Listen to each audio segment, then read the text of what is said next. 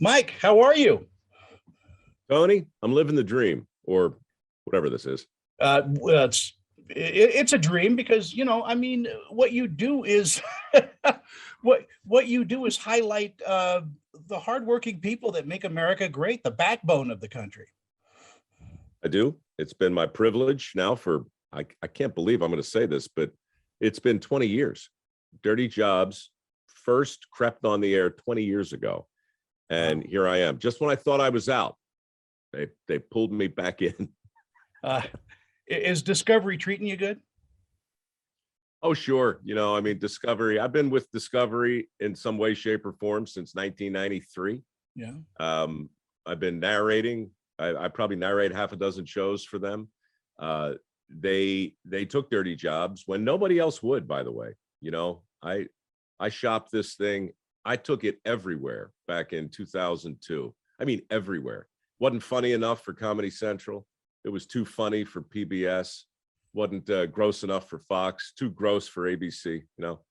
But Discovery was like, yeah, we'll give it a shot. And it has been on the air literally every week for 20 years. Congratulations on that, because that is something, I mean, to have a track record like this. And also, as I said at the beginning, to be able to highlight people that most people don't even give a second thought to, and yet they're there, making things work. Out of sight, out of mind, and doing something that 9 out of 10 times impacts you directly. You just don't know it, and that's, the show started because I wanted to do a tribute to my granddad. He was a guy who could build a house without a blueprint, was just one of those natural tradesmen. And, he was heroic in his day, in his youth. He was venerated. People looked at him like a superhero.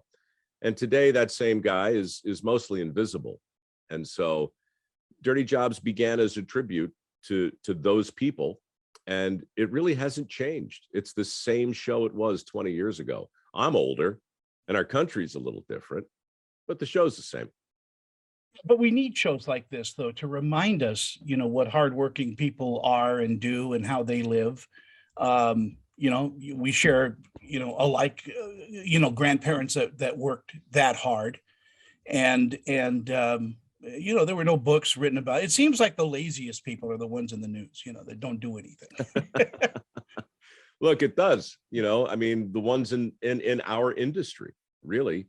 I mean, we have such, we were so lucky, at least I was, these last couple years. I know so many people who couldn't work, and I was literally sitting right here where I'm sitting now, 2 weeks into the lockdowns, producing the first primetime Zoom TV show that ever aired.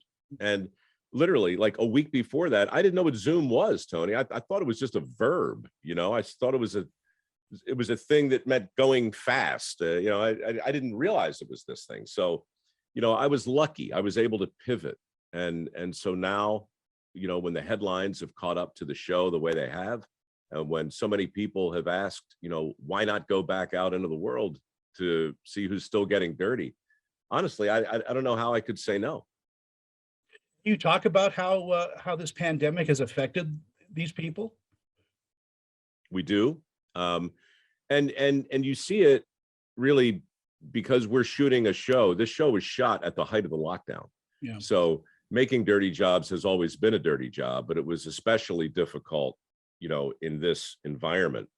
And it was also difficult because, people talk about the pandemic and the lockdown like it's some universal thing that the country experienced the same way, but it's not. It's very, very different story being in Cleveland versus Phoenix, or Austin versus Tallahassee, or Tampa versus Seattle. It was like different countries, right? So we were flying all around the country in the thick of this, trying to come to terms with the state of play and the prevailing attitude in whatever town we happened to be in. So it was instructive on lots of different levels. In your travels and everything that you've done for Dirty Jobs, is there a job you'd like to go back to and try again? No. Wow. No, look, I mean, no, that's not true. That's not true.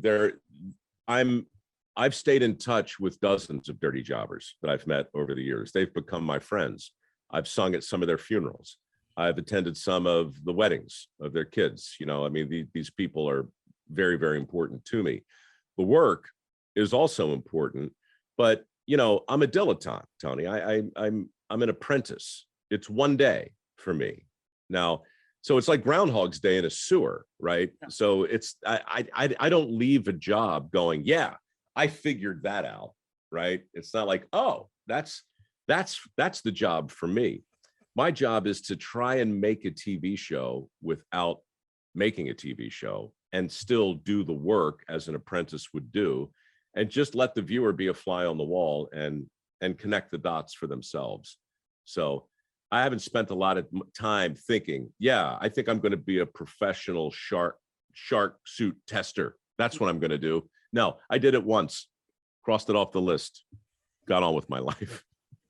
Well, you know, but standing and looking at your career, I mean, from the days of the Home Shopping Network, where we both started, actually, to now, I mean, look at all you've learned and all you've taught us. I mean, it's a teaching show more than anything else, and it teaches us compassion, you know, for these people. All good TV is just a collection of teachable moments. Doesn't mean you can't laugh. Doesn't mean you can't have a good time. But look, you mentioned home shopping. QVC, for me, I learned every single thing I needed to know to work in this business in the middle of the night on the QVC cable shopping channel, trying to figure out how to discuss the Amcor negative ion generator or the Health Team infrared pain reliever. But here's how weird it is, Tony. Last night on my Facebook page, I got a note from Paul Anka. Paul Anka, who I mean, he must be 90 years old, writes me a note and says, hey, I just listened to you singing My Way on the first karaoke machine ever sold in the United States at midnight on QVC in 1991. And I posted a link to it. So like, how much weirder can life get? You know, you have a glass of wine, you sit down, you're in the midst of rebooting Dirty Jobs, you go on Facebook and Paul Anka sends you a video singing My Way, a song he wrote 31 years ago in the middle of the night in a home shopping shop. I mean, if that ain't weird, dude, I don't know what is. It's that, you know, concentric circle of life that you never can get away from. Hakuna Matata. Yeah, there you go. Yeah. Hakuna Matata. Circle of life. Hey, Mike, I got to run, and you do too. I'd love to talk with you for an hour and just you know, talk about everything. But again, Dirty Jobs on Discovery. We're all watching it. I appreciate it. Thank you. And you know what? Anytime you want to sit down and have a proper chat, let me know. I had no idea you paid your dues in the home shopping industry. You're all right by me, Tony. All right. Take care, Mike. I will. You too. See you. Bye-bye.